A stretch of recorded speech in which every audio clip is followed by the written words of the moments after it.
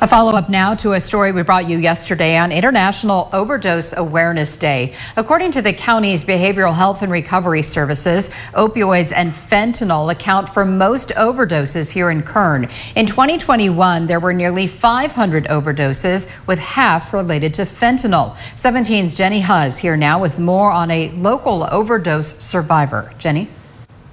Tammy, Bakersfield native Charlie Stonebraker is now 20 months clean and sober, but she says it took many years and heartbreaks and surviving 2 overdoses to get here. This is Charlie's story. I'm Charlie, and I'm a recovering addict, and I'm also a mom, and I'm an employee, a good employee, and a sister, and a daughter, and a friend, and I'm someone who is willing to help and able to because I'm sober. 36-year-old Charlie Stonebraker says her introduction to substances was at age 12 through beer and vodka. Then she took her first painkillers when she was 16 following a car accident. But what she used to mitigate pain was eventually used to help her feel high. And painkillers eventually became fentanyl and crystal meth. For me, once I put any kind of substance in my body, it's the next most important thing is getting more. Charlie says she'd always wanted to be a mother, and at 21, she became one, having a son. And while she stopped using while pregnant and during his childhood, Charlie fractured her neck and was reintroduced to painkillers at 27. This is when her tolerance of and addiction to drugs grew.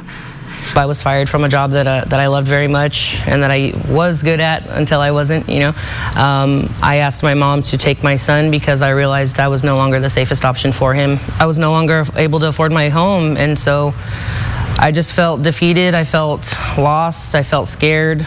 Charlie found herself homeless at 32 and distanced from a family she says had loved her dearly her whole life. But Charlie used for the entirety of the 2 years she lived on the streets. And she overdosed twice on fentanyl, once at 33 and then at 34. Naloxone, also known as Narcan, brought her back both times.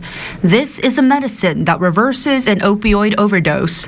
But I just remember thinking, I don't want to die. I don't want to die. I want to live, and I want to see my son again. That was the most prominent thing on my mind. After her near-death experiences and witnessing many others on the streets endure the same dangers, Charlie reached out for help. I mean, I had wanted to get clean and sober for a very long time. I just didn't know how. Some people, you have to reach that rock bottom, and for me, that was it. Her road to recovery started with detox, then inpatient rehabilitation, and a 12-step program for addiction treatment, which she is still part of. And it's all led to the Charlie of today, who joins in on family holidays, watches her son's high school football games, and savors scrumptious sandwiches with her boyfriend JJ, whom she met in recovery. Stay connected to someone, ask someone for help. There are a lot of resources out there, and if you are willing to get help and you can just get past the shame of asking.